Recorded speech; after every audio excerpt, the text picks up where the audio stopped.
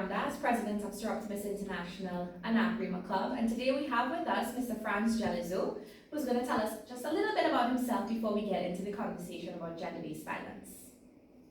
Hi, my name is Franz Gillezeau. I am a personal trainer, strength coach, martial artist, manager. I manage two of the larger gyms in Trinidad, husband and a father.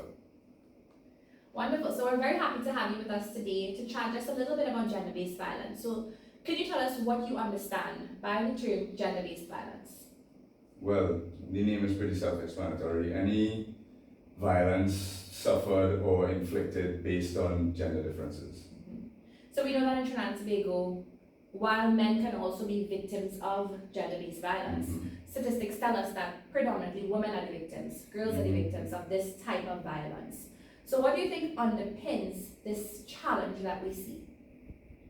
Insecurity and powerlessness, in my opinion. So as much, the men who do suffer gender-based violence themselves are important to talk about as well, but not only do women suffer it more, they are more likely to be killed within situations of gender-based violence, more so than men are.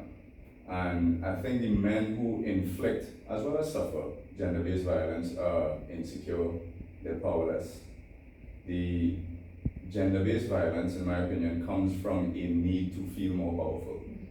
And that powerlessness leads to violence, because that's the only way you don't know how to express yourself properly. So you take back your power by beating up somebody, killing somebody, and you feel more powerful. So if we can empower men to not feel so powerless and insecure, I feel like that would be a big step in the right direction. So it's a really interesting perspective that you bring. So you said two important things. You spoke about the imbalance of power and the abuse of power that is part of this gender-based violence issue. And you also mentioned very slightly communication, that inability to communicate something. And I think that's really important for us to understand and appreciate when we, it's not that we're sitting here attacking men, because no, definitely at all, yeah. But how much do we prepare our young men or boys or even older gentlemen, how well do we prepare them to express themselves appropriately? Talk about their emotions, opening up and saying when they are struggling with something. We know that, coming back to the mental health conversation, we always talk about the fact that, men suffer in silence. They don't have the avenues to talk about it, but how much are they taught that it's okay to talk about it and given the skills to actually, express themselves? So that's a whole other conversation to have. It really, really is.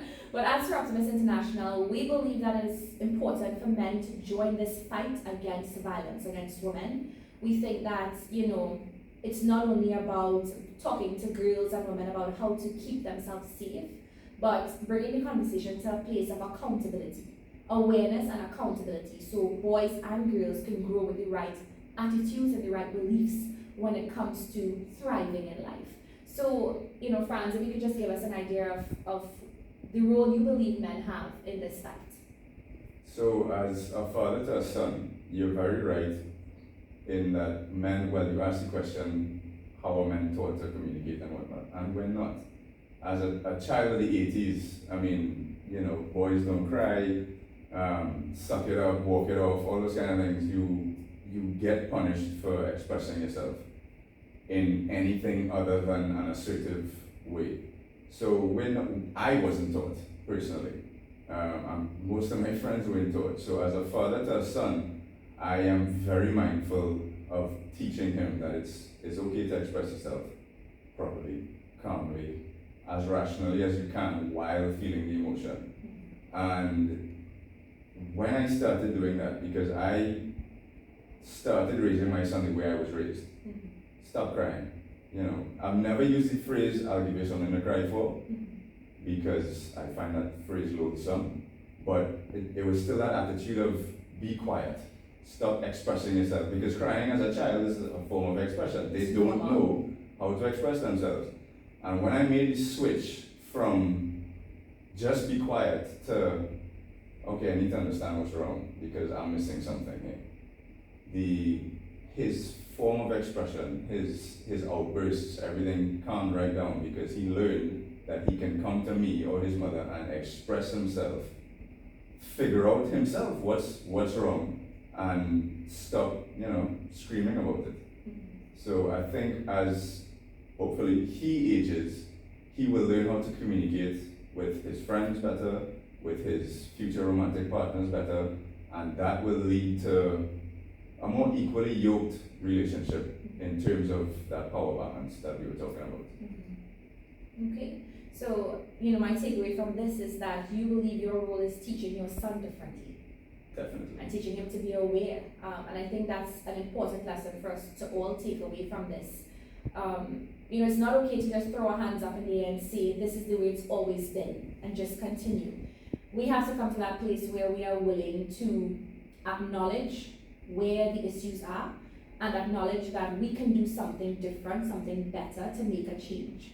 So as we start or kick off the 60 days of activism against violence against women, today is the 25th of November.